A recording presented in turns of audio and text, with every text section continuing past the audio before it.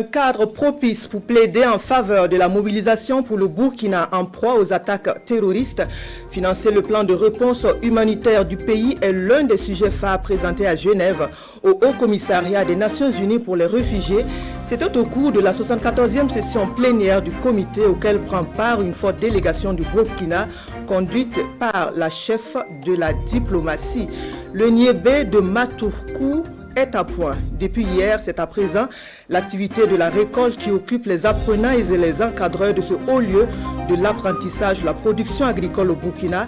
Autant dit que les élèves producteurs ont eu la main heureuse. Une récolte sur près de 30 hectares est attendue. Et puis, sport, football, c'est fini. Le suspense pour les équipes qualifiées. Les étalons sont dans le groupe D. Le 11 national l'a découvert depuis la Guinée où il séjourne en vue de son match amical contre le Nzalang. Nous avons recueilli leurs réactions pour vous. Voilà qui fait la une de l'actualité en ce jour. Bonjour et merci de nous suivre. Pour commencer, le cadre de la 74e session plénière du comité exécutif du Haut Commissariat des Nations Unies pour les réfugiés aura donc été propice. La ministre en charge des Affaires étrangères a saisi l'occasion pour la mobilisation de partenaires multilatéraux au profit du Burkina en proie à des attaques terroristes. La préoccupation majeure mise en avant est la nécessité de soutenir le Burkina dans le financement de son plan de réponse humanitaire. Depuis Genève, le point de notre envoyé spécial Abdelaziz Yagibou. Dans son plaidoyer, Olivier Rwamba explique que le Burkina attend de OCHA un accompagnement soutenu pour une gestion digne des déplacés, mais aussi pour le retour effectif de l'État dans certaines localités. Cela passe, selon elle, par l'accélération de la mobilisation de fonds pour le financement du plan de réponse humanitaire dont le coût s'élève à environ 336 milliards de francs CFA.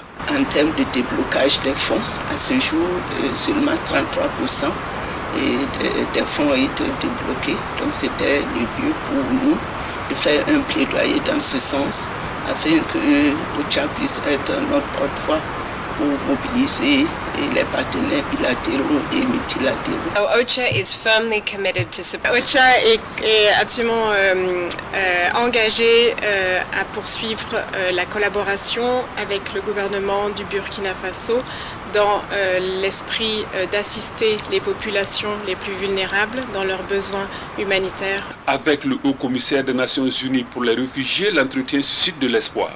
Visiblement attentif et sensible à la situation difficile du Burkina, décrite par la ministre burkinabé des Affaires étrangères, Filippo Grandi promet que le HCR va mettre la main à la poche pour des actions de sauvetage à moyen et à long terme. Nous avons absolument besoin que la sécurité retourne dans le pays, ça c'est le plus important, donc nous allons continuer à mobiliser l'aide humanitaire.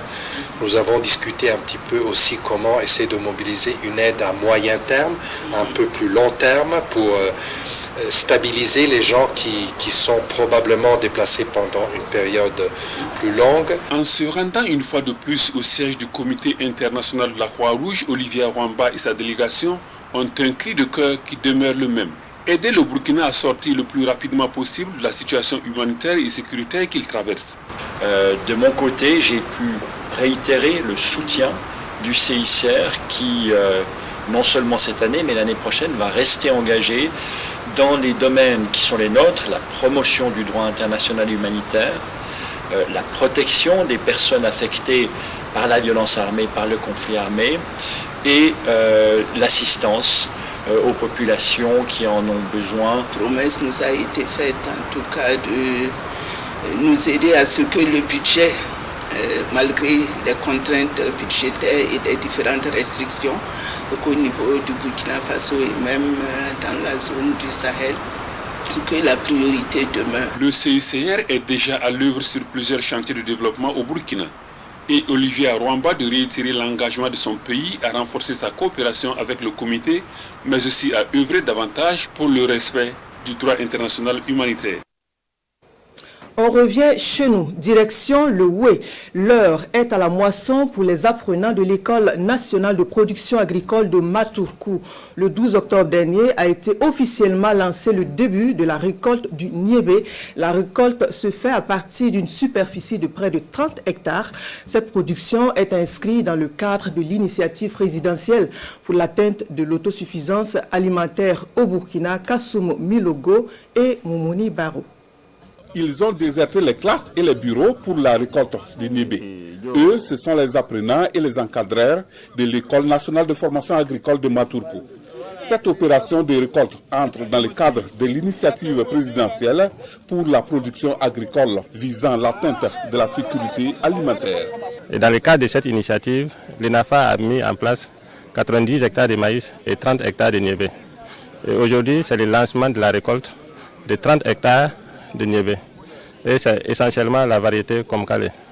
Et ce lancement est marqué par en fait la mobilisation de tous les personnels de l'ENAFA, également de tous les élèves en fait qui sont actuellement à l'ENAFA. Nous trouvons que cette initiative va avoir deux contributions majeures. La première, c'est de faire la pratique pour les apprenants et concilier la production à la formation, et aussi contribuer du même coup à l'augmentation des productions au niveau national et pour l'atteinte de la sécurité alimentaire. Cette récolte fait suite à d'énormes travaux en amont depuis le mois de juin. Et aujourd'hui, le résultat est plus que jamais encourageant sur le terrain. La mise en œuvre aujourd'hui a été rendue possible grâce à la conjugaison d'un ensemble d'acteurs, notamment à commencer par l'administration qui a montré toute sa disponibilité à accompagner l'initiative à travers la mise à disposition des intrants. Et après l'administration, c'est les élèves qui aujourd'hui à Matourkou constituent le plus grand effectif.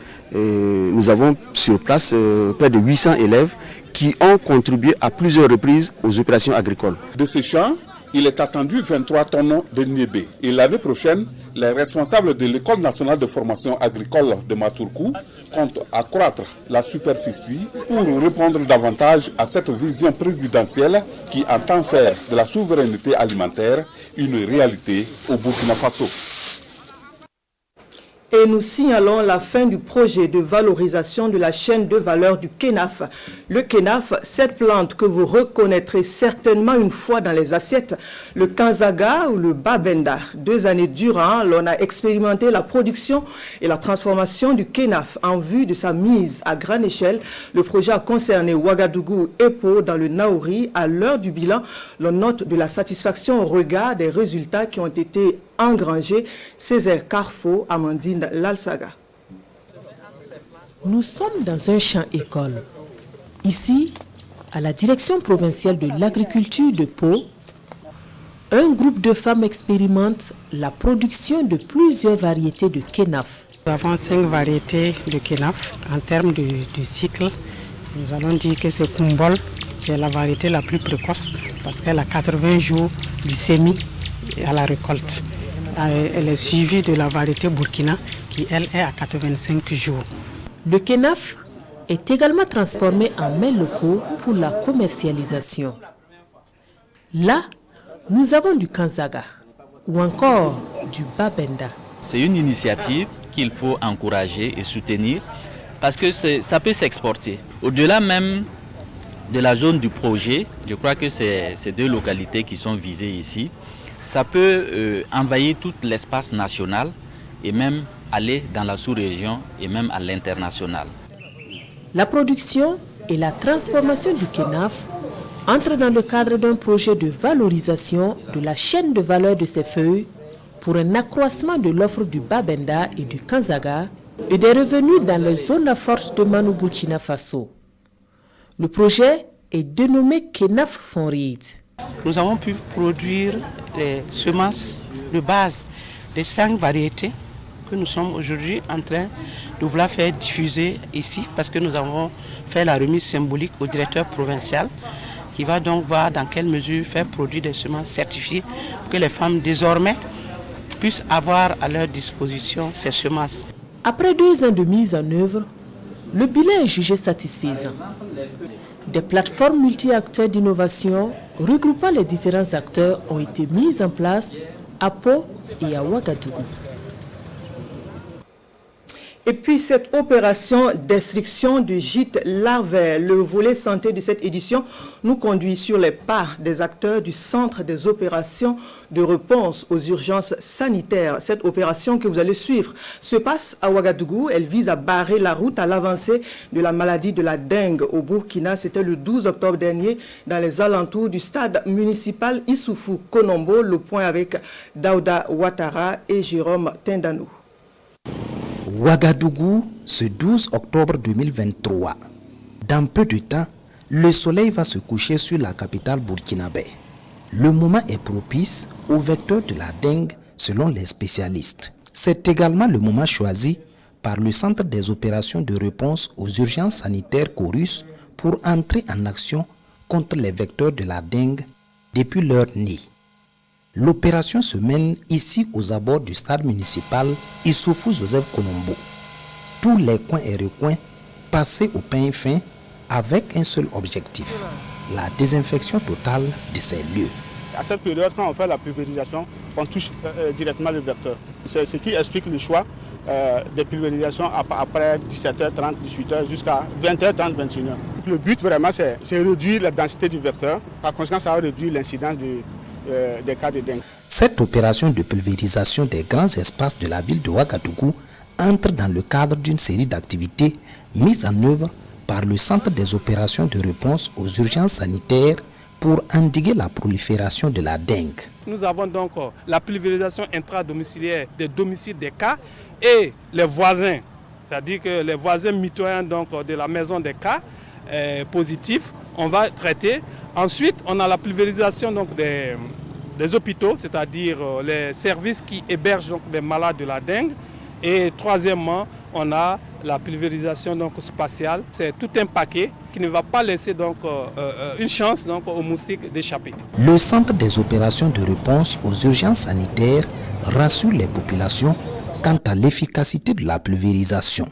Il les invite par ailleurs à respecter une distance raisonnable lors de la pulvérisation pour ne pas être en contact direct avec le produit utilisé pour la désinfection.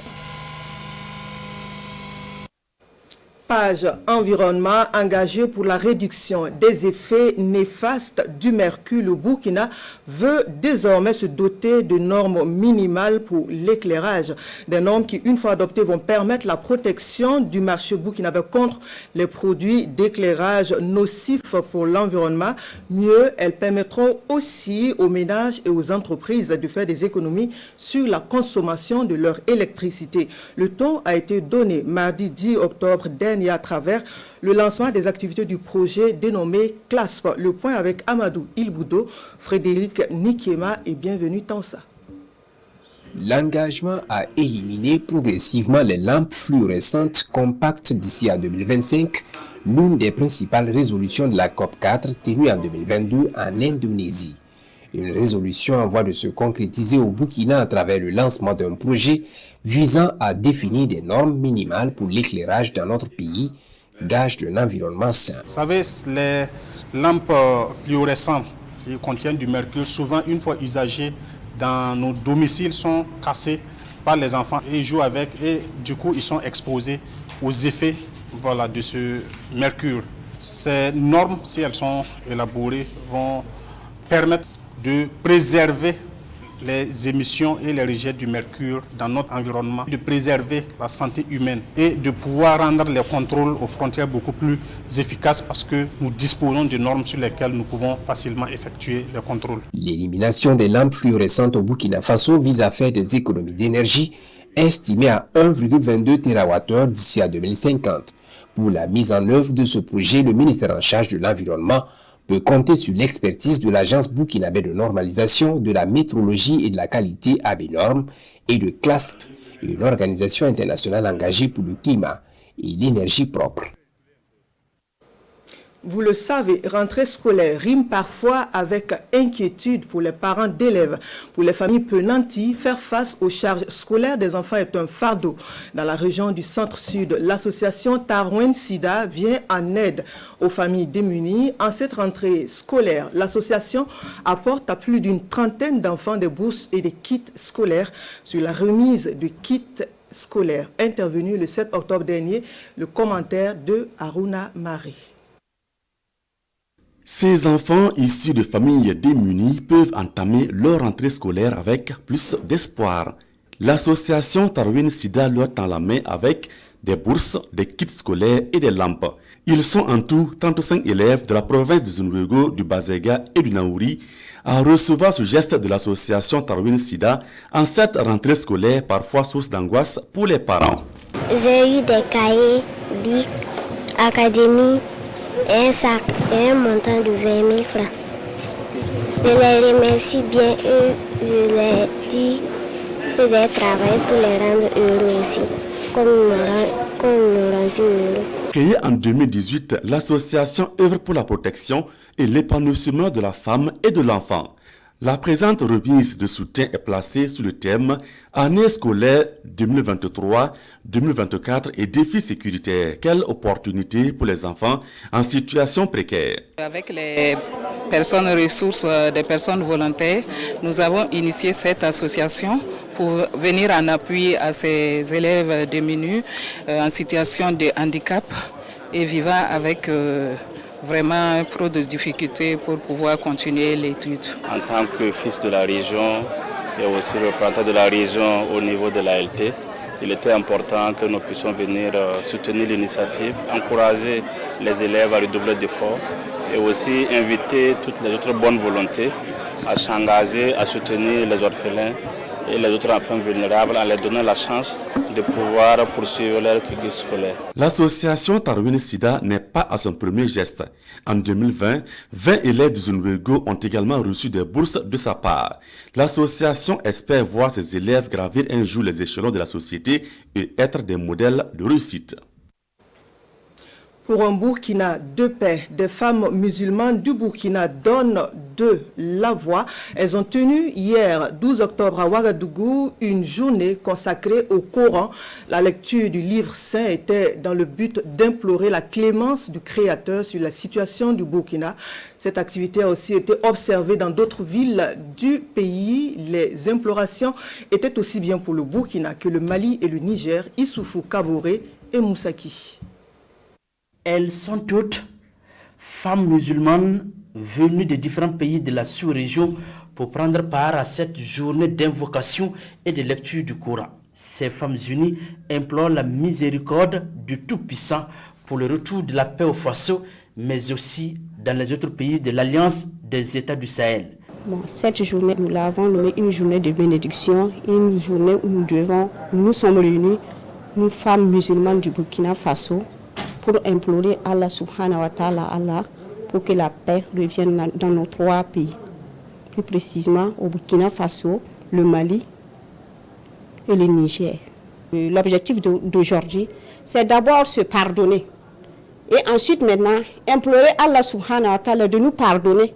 Et ensuite demander que la paix revienne dans notre beau pays. Dans la même dynamique d'invocation pour la paix au Burkina Faso et dans la sous-région, ces femmes envisagent plusieurs activités à cette occasion. Nous allons instaurer une lecture coranique et des zikrs et suivi des bénédictions. Donc nous allons nous arrêter après la prière de Asr, c'est-à-dire à 16 heures. Nous allons lire le Coran au nombre de fois que Dieu nous a permis d'avoir. Et il y a une partie des femmes qui vont zikrer, à savoir demander pardon, astaghfirullah. Ensuite, on va faire le salut sur le prophète. Elles sont environ 3000 femmes musulmanes à prendre part à cette croisade de prière. Convaincues de la quintessence de cette initiative, elles sont soutenues par des autorités de la communauté musulmane ici présentes. Et la page sport de cette édition Côte d'Ivoire 2023, c'est fini. Le suspense pour les équipes qualifiées. Les étalons sont dans le groupe D, Bouaké, avec comme adversaire l'Algérie, la Mauritanie, l'Angola. Notre 11 national a découvert ce tirage depuis la Guinée où il séjourne en vue de son match amical contre le Nzalang. On revoit ce moment avec nos envoyés spéciaux en Guinée, Koualaï Nébié et Christelle Dabri. Le frisson des grands soirs, c'est dans une des salles de leur hôtel de Malabo que certains étalons et le staff technique se sont donné rendez-vous pour suivre l'événement de ce jeudi 12 octobre, les autres ayant préféré le confort de leur chambre. Entre souhaits et pronostics, les discussions vont bon train. L'ambiance est joyeuse ou sereine au fur et à mesure du tirage. Enfin, les masques tombent. Tous sont situés. Ça me paraît un groupe assez équilibré, assez homogène. Bon, effectivement, il y a peut-être un favori qui est l'Algérie, mais bon, moi c'est une équipe que je connais très bien, donc ça peut peut-être nous aider. Et avec deux autres équipes qui sont de très bon niveau, je pense que bien sûr que le Burkina a toutes ses chances. On n'est pas tombé dans un groupe comme a pu le tomber le Cameroun, le Sénégal, qui est un très très gros groupe. Donc on doit pas se plaindre de ce tirage, mais il faudra sous-estimer aucune équipe. Après, je pense que le plus important dans une CAN, c'est ne pas de croiser X, Y ou Z, parce que quand on part à une CAN, c'est vrai, il y a 24 pays, mais je pense que les 24 pays viennent pour soulever le trophée. Donc le Burkina fait partie des 24 pays, et je pense que l'ambition du Burkina, c'est de soulever le trophée, même si nous connaissons nos forces et nos faiblesses. Il y a beaucoup de pays qui sont devant nous, mais nous avons notre mot à dire. Tout dépendra, je dis bien tout dépendra de la préparation. Si tu fais une bonne préparation, obligé, tu vas faire une bonne CAN. Les joueurs sont assez satisfaits de ce tirage également. Nous a tous fait plaisir ici d'être dans ce groupe, mais en même temps, on reste concentré parce qu'il n'y a pas de petits noms dans cette équipe-là. Ce sont les grandes nations de football. Et nous aussi qui voulons aller encore plus loin pour mettre le drapeau du Burkina très haut, c'est encore un challenge pour nous. Pas un groupe aussi extraordinaire, c'est à nous de se préparer, vraiment mettre tous les atouts de notre côté pour vraiment entamer cette CAN avec des très bonnes prestations. Une poule avec des nations que le Burkina connaît déjà. Le sélectionneur se veut rassurant. On sait ce que ça représente pour le peuple, cette CAN. En plus, c'est Bouaké, vous imaginez. Donc, je sais situe Bouaké, je sais que Bouaké, c'est le Burkina. Donc. Le moins que l'on puisse dire est que cette CAN chez le voisin ivoirien fait rêver les Burkinabés. Restons sur place avec l'équipe nationale qui affronte tout à l'heure donc l'hôte guinéen. Les étalons, on les a vus hier en entraînement. Ils ont eu le temps de peaufiner leur stratégie en vue de la rencontre. Nous n'en dirons pas plus. Quelques précisions avec Kwala Nebié et Christelle Dabré. Finalement, Hassan Bandé ne pourra pas rejoindre le groupe. Hillel Konaté est bien arrivé ce jeudi soir. C'est à 23 que les étalons se mesurent aux alangues nationales dans quelques instants à 14h heure de Ouaga, 15h heure locale au Estadio de Malabo. Une rencontre très attendue par la diaspora burkinabé. On demande à notre joueur, il ne faut pas que chaque fois quand il vient, nous on reste avec le main en haut. Donc cette fois-ci, on ne veut pas baisser notre tête. On veut qu'ils n'ont qu'à faire les mieux. Le gouvernement a apporté son soutien aux étalons via le ministre délégué auprès du ministre des Affaires étrangères, présent à Malabo pour la fête nationale du pays, célébrée chaque 12 octobre. À un moment où le pays est sous sanction, où le pays est confronté aux défis sécuritaires, nous avons d'autres ambassadeurs qui sont nos acteurs de scène, qui sont les footballeurs et qui nous permettent de rayonner d'une autre façon sur la scène internationale. Et pour moi, c'était plus qu'un devoir de passer, leur adresser ce message d'encouragement et de leur dire que nous croyons à ce qu'ils font. Content de cette visite et de l'engouement de la diaspora, les étalons comptent ne pas se louper. Tout se passe très bien, on a un match de préparation, on va le dire pour nous, et voilà, on va s'appliquer, on va tout donner, et on est déjà dans le contexte de la Coupe d'Afrique. La trêve passée, on n'a pas gagné, donc on aimerait gagner ce match et le match prochain. C'est important pour nous donner la confiance pour la CAN prochaine. C'est le troisième face-à-face dont le deuxième match amical entre le Burkina Faso et la Guinée équatoriale. Avantage pour le Burkina qui enregistre une victoire et un nul. La une des quotidiens nous renvoie l'info de l'incarcération de l'ex-première dame du Gabon. Les parutions de ce vendredi font également la part belle à l'endroit, à l'exploit des forces combattantes à Séguénéga, dans le nord du Burkina. La lecture croisée des quotidiens est signée à Hadi Sandamba. Nouvelle du front, l'armée anticipe une attaque et neutralise des terroristes à Séguénéga, titre Sud-Ouaya. Dans sa rubrique Les Nouvelles du Front, le journal de tous les Burkinabés rapporte que les forces combattantes ont tué très tôt hier jeudi, dans les environs de Séguénéga dans la région du Nord, plusieurs terroristes qui préparaient une attaque. Des dizaines de terroristes ont été neutralisés, des armes, des moyens roulants et de communication ont aussi été récupérés, rapporte le journal Le Quotidien. Des vecteurs aériens ont pulvérisé plusieurs terroristes et démantelé leur base. Des troupes au sol ont également été engagées pour la même mission, précise le journal. L'incarcération de Sylvia Bongo, l'ex-première dame du Gabon, une autre actualité du jour. Le pouvoir jusqu'à l'infamie affiche aujourd'hui au Faso. Le glaive de la justice qui planait sur la tête des figures de proue de la galaxie Bongo s'est finalement abattu sur Sylvia Bongo. L'ex-première dame gabonaise, épouse du président déchu Ali Bongo Ndimba, accusée de détournement de fonds publics et blanchiment de capitaux, a été incarcérée dans la nuit de mercredi à jeudi. Sylvia Bongo, rattrapée par ses propres turpitudes, s'interroge la rubrique sur la braise du journal Le Pays. Hier toute puissante, aujourd'hui au creux de la vague, Sylvia Bongo devra répondre devant la justice et tout porte à croire que l'ex-première dame risque de boire le calice de la honte jusqu'à la lie, ce d'autant que les faits à elle reprochés sont gravissimes. Mais doit-on pleurer Sylvia Bongo, s'interroge le quotidien des 1200 logements qui estime qu'assurément non, car elle semble rattrapée par ses propres turpitudes. Et jusqu'où ira le président Oligui Nguema, s'interroge l'observateur Parga. Ce mandat de dépôt est l'acte 6 de ce qui passe au Gabon comme un feuilleton politico-judiciaire exceptionnel, historique et inattendu. En clair, jusqu'où ira la justice à partir des combines manifestes de l'ex-première dame qui a poussé l'outrecuidance du crime jusqu'à se faire confectionner un faux tampon de son mari de président pour engager le Gabon dans des transactions illicites. Bref, jusqu'où ira le général Oligui Nguema dans sa volonté d'assainir la gestion de son pays, autant d'interrogations du doyen des quotidiens burkinabés pour dire que c'est une affaire à suivre. Et voilà qui referme cette édition. Merci de l'avoir suivi. Bonne suite des programmes et à très bientôt.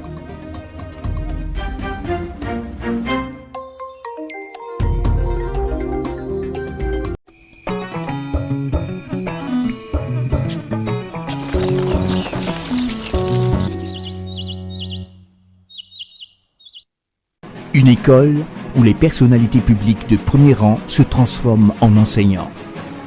Une école où la qualité